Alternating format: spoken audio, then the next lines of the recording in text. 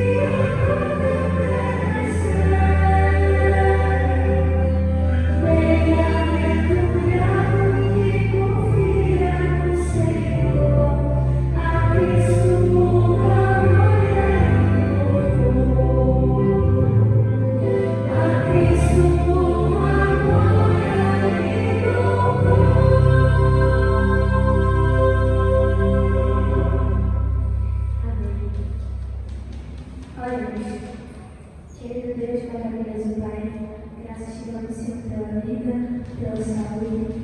Te agradecemos, Senhor, por estarmos aqui hoje na tua santa casa. Nós sabemos que se estamos aqui não é por vontade própria, Senhor, mas é porque o Santo Espírito nos trouxe até aqui. Quero te pedir de uma vez inicial que sejas com a igreja adventista da cidade de Deus, que o Senhor continue conduzir essa alma aqui, Senhor. Permanece conosco em nome de Jesus. Amém. Amém. 540, Binário Adventista de Deus.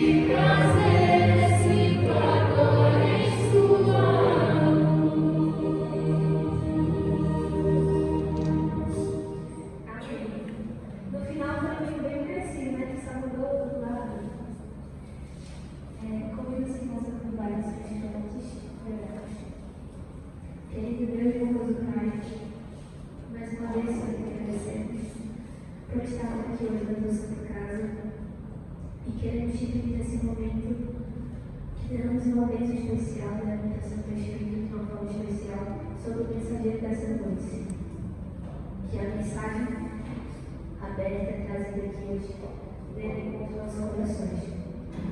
Também nos educa e inclui nossa mente, nosso entendimento, unicamente para o estudo da palavra. Permanece conosco em nome de Jesus. Amém.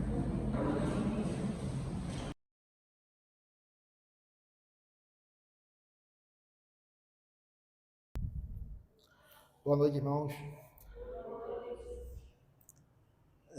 Com muita alegria que estamos aqui hoje, né, mais uma vez, para junto adorarmos a Deus, né?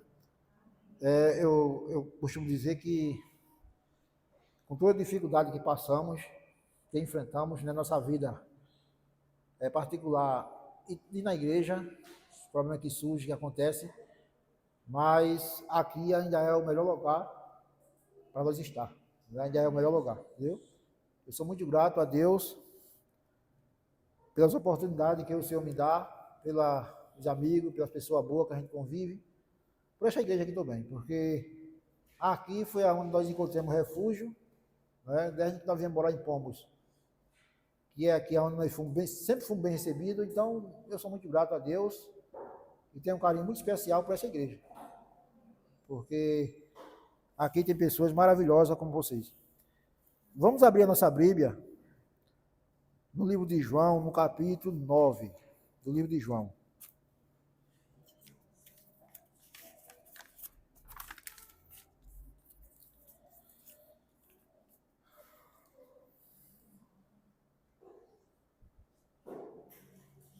João capítulo 9, vamos ler aqui alguns versos.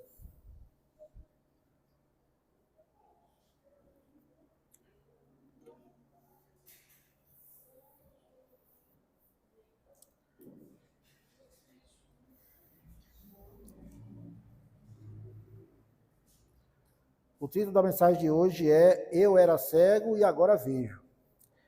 Caminhando Jesus, viu um homem cego de nascença. E os seus discípulos perguntaram: Mestre, quem pecou, este ou seus pais, para que nascesse cego? Respondeu Jesus: Nem ele pecou, nem seus pais, mas foi para que se manifestasse nele a obra de Deus.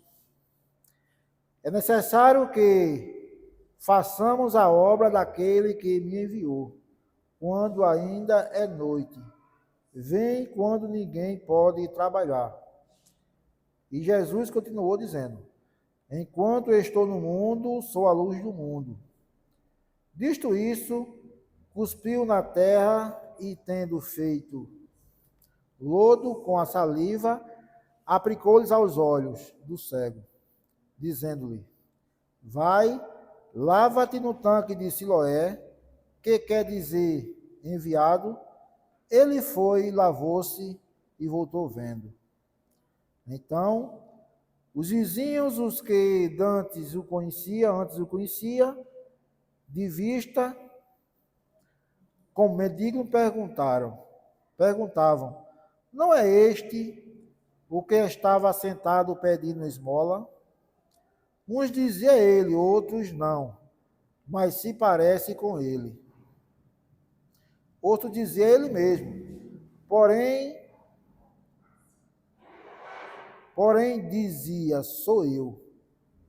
Perguntaram-lhe, pois, como te foram abertos os olhos? Respondeu ele: O homem chamado Jesus fez lodo, untou-me aos meus olhos e disse: Vai ao tanque de Siloé e lava-te. Então fui, lavei-me e estou vendo. Disse-lhe, pois, onde está ele? Respondeu: Não sei. Amém, né? Louvado seja a palavra do nosso Senhor. Aqui, a gente está lendo aqui uma história do cego de nascença. Né? Cego de nascença. A gente vê aqui que aquele homem era muitas vezes questionado por que ele estava cego. Quem pecou, ele ou seus pais? Porque naquela época, as pessoas tinham uma tradição, uma crença que, como a pessoa nascia com alguma deficiência, era culpa do pecado de alguém, ou dos pais, ou dele mesmo. E por isso ele tinha aquela deficiência. Isso era uma crença que existia no passado. E por isso foi questionado: quem pecou, Senhor? Ele ou seus pais? E Jesus disse: nem ele, nem seus pais pecou.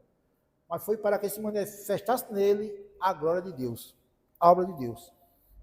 Você veja que Jesus, ele tendo dito isto, ele cuspiu no chão, fez lodo com a saliva e jogou nos olhos daquele cego, daquele homem.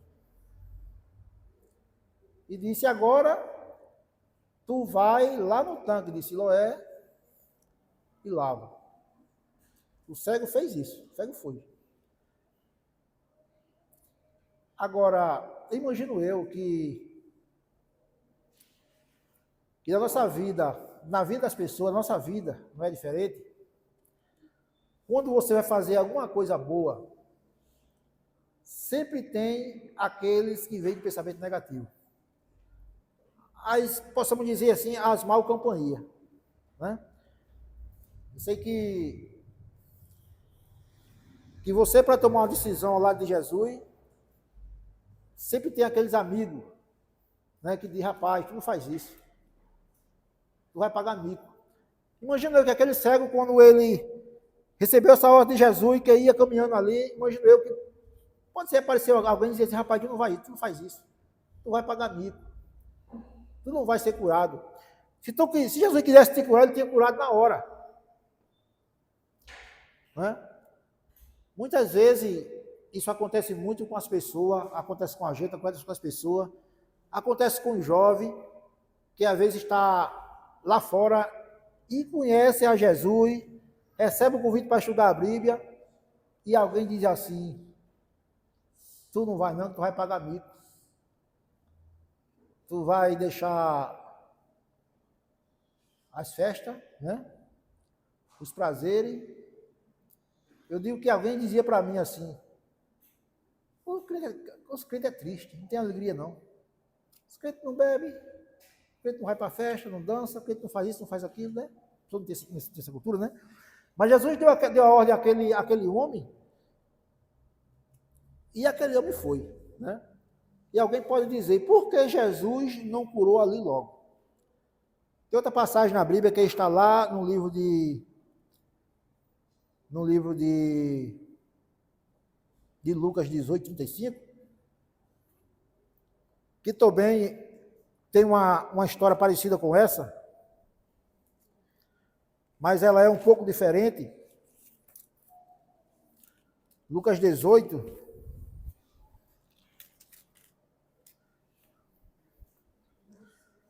você pode ler, Maurício, por favor. 18:35 até o 35.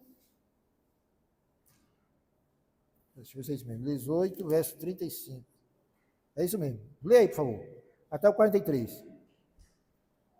Aconteceu que quando Jesus se aproximava de Jericó, o cego estava sentado à beira do caminho, pedindo esmolas e ouvindo o barulho da multidão. Quem passava perguntou o que era aquilo. Anunciaram que Jesus Nazareno estava passando, então ele disse: Jesus Cristo, filho de Davi.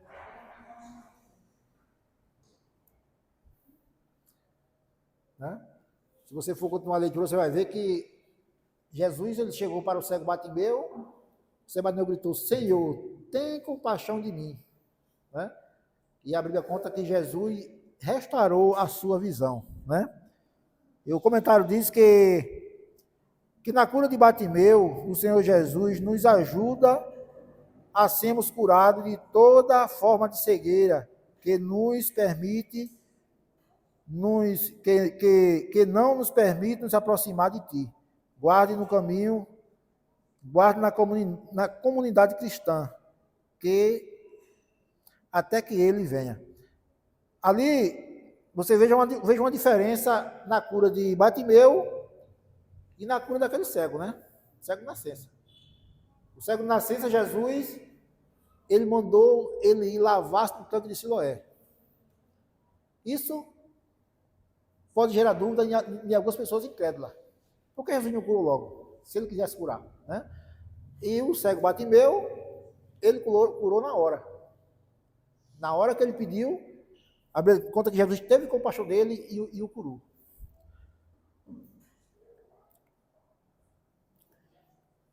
Mas se a gente for continuar a leitura do capítulo de João 9, no capítulo de João 9, aí nós vamos ler agora a consequência daquela cura, né? A consequência. Você já viu consequência de uma coisa boa? Consequência, alguém sofrer por ter feito coisa boa?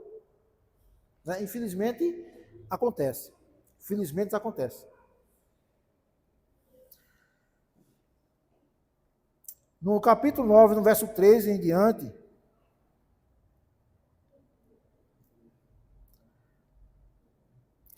levaram, pois, aos fariseus o que dantes foram cego, e era sábado, no dia em que Jesus fez o lodo e lhes abriu os olhos. Então, quando Jesus fez aquela cura naquele homem que o libertou daquela escravidão, daquela cegueira, e agora chegou aos ouvidos dos fariseus, dos entendidos, e que realmente ele era entendido mesmo, não é conversa.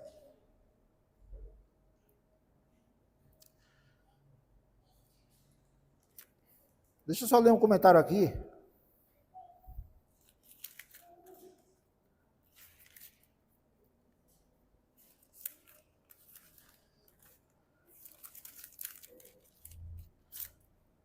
Aqueles homens, realmente ele era entendido.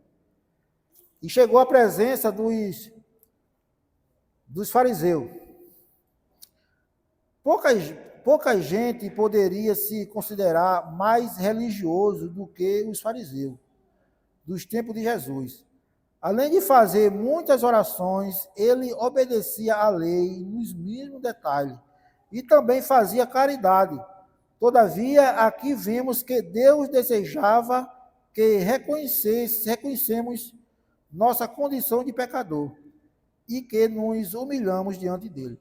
Então, aqueles homens, aqueles fariseus, eles se gabavam por ser as pessoas muito religiosas, muito ele realmente era, né? Realmente era. Naquela época, poucas pessoas eram como ele, em questão de religioso, em questão de ser certinho, de andar correto, entendeu? Mas o que Deus queria realmente era que a pessoa tivesse uma comunhão íntima com ele, né? Aquilo ali não bastava, não é suficiente. Tanto era que ele não tinha compaixão, né? Porque Jesus, quando se compadeceu daquele homem, eles começaram a acusar Jesus por Jesus ter cuspido no chão e ter feito o lodo e botado nos olhos do cego. Você já imaginou como eles eram rigorosos, né? Se isso fosse realmente pecado, ou considerado trabalho, a gente não estava ferrado. Quem de nós guardava o sábado realmente? Ninguém, né? Porque chega a ser um absurdo, né?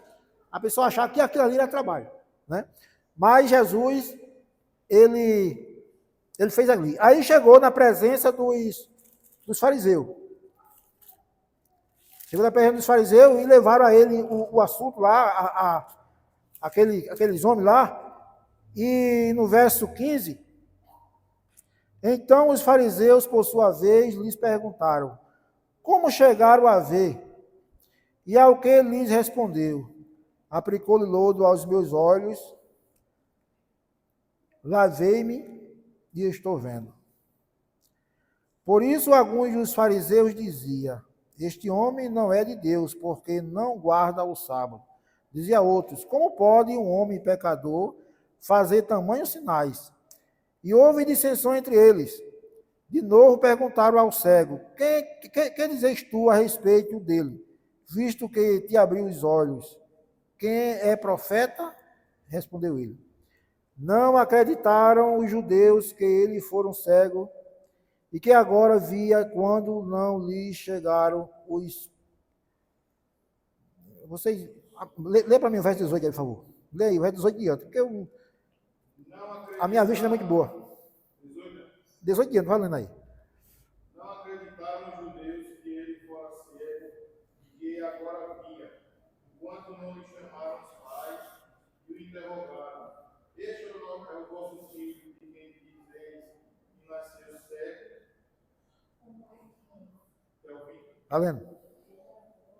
Como, pois, vê agora? Então os pais responderam: sabemos que este é nosso filho, que nasceu cego, mas não sabemos como vê agora. O que lhe abriu os olhos também não sabemos. Perguntar a idade dele, perguntar a ele a idade dele. Falará de si mesmo. Pronto, para aí. Então, eles chamaram os pais dele, né? Não acreditaram no homem, chamaram os pais e perguntaram aos pais dele. É verdade que ele é seu filho e ele nasceu cego? Os pais disseram sim. É verdade que ele é nosso filho e ele nasceu cego. Quem fez ele? Não sei porquê. Agora eu não sei quem foi que curou ele. Os pais negaram, né? Se você for ler o verso 22,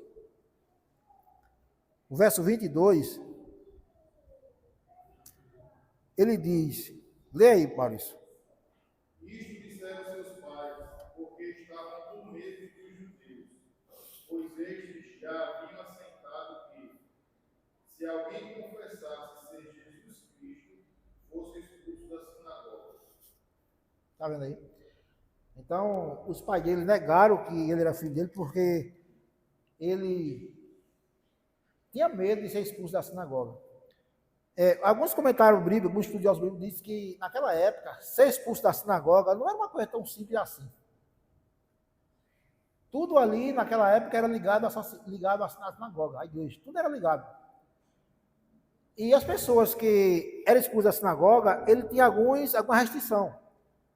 Eu vendo um comentário bíblico ele falando que, um pesquisador bíblico dizendo que, se fosse na época de hoje, era a mesma coisa de você ter o seu CPF bloqueado, a sua conta bancária bloqueada, você fica restrito de um bocado de coisa. Por exemplo, o seu filho não podia matricular no colégio.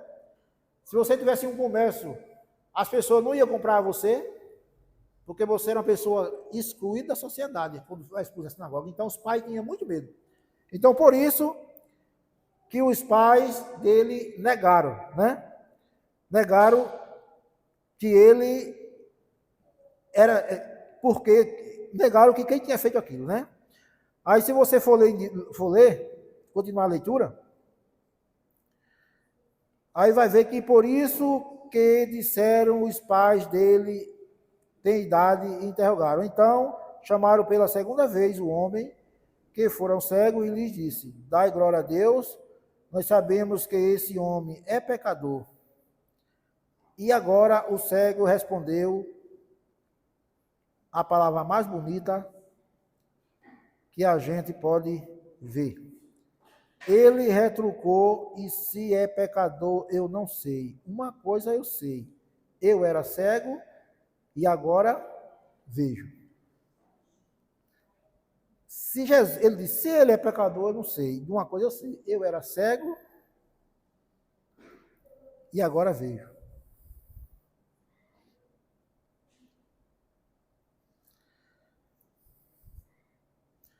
Algumas vezes nós já se sentimos cegos. Alguma vez nós já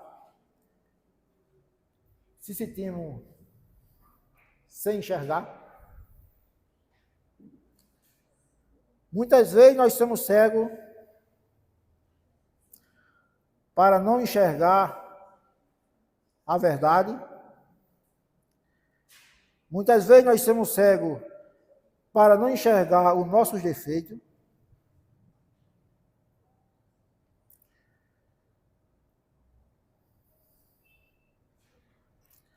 Muitas vezes enxergamos mais os defeitos dos outros do que os nossos. Mas a cegueira pior é a cegueira espiritual, que não enxerga o que aqui ainda, que não enxerga que aqui ainda é o melhor lugar. Né? E a gente vê que lá fora quantas pessoas estão cegas. Eu já fui cego. Posso dizer a você que já fui cego.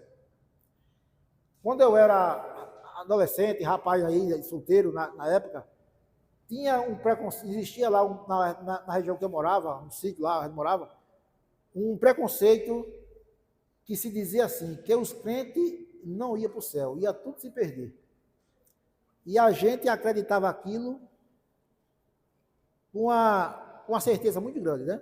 Eu fui criado numa religião, minha mãe era muito católica, e a gente acreditava muito nisso, que os crentes não iam para o céu. Isso é cegueira, né? O povo diz que os crentes não é feliz. Isso é cegueira, né? Alguém diz que os crentes não prosperam. Isso é cegueira.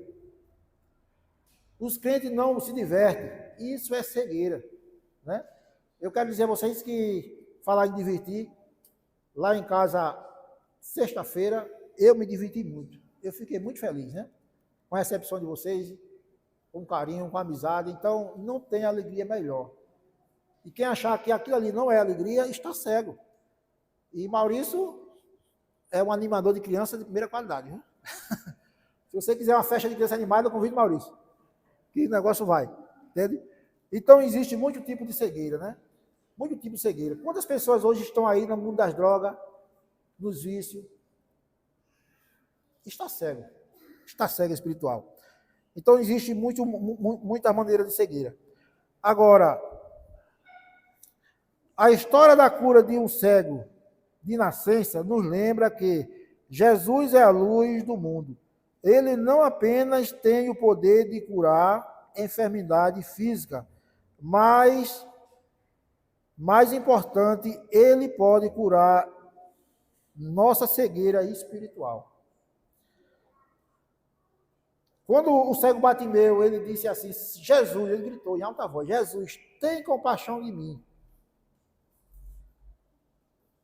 Nós estamos gritando por Jesus?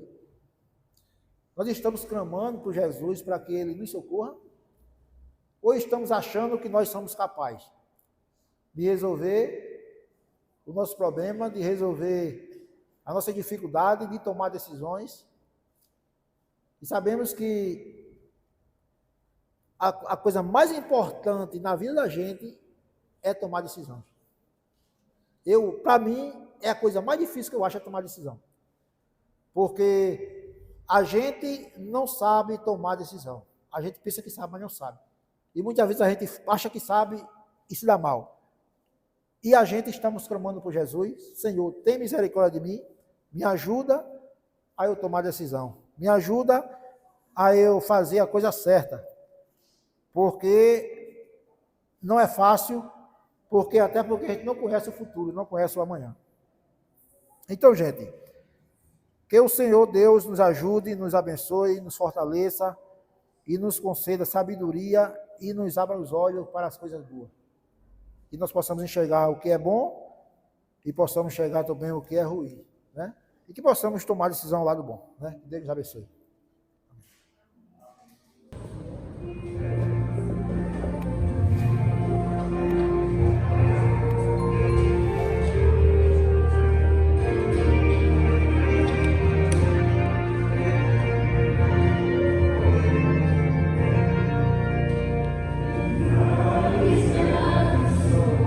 Se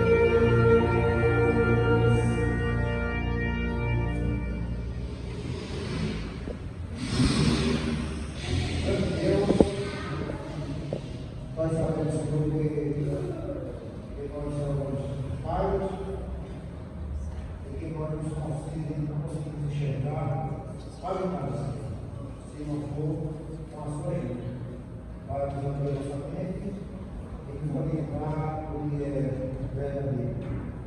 E peço ao Senhor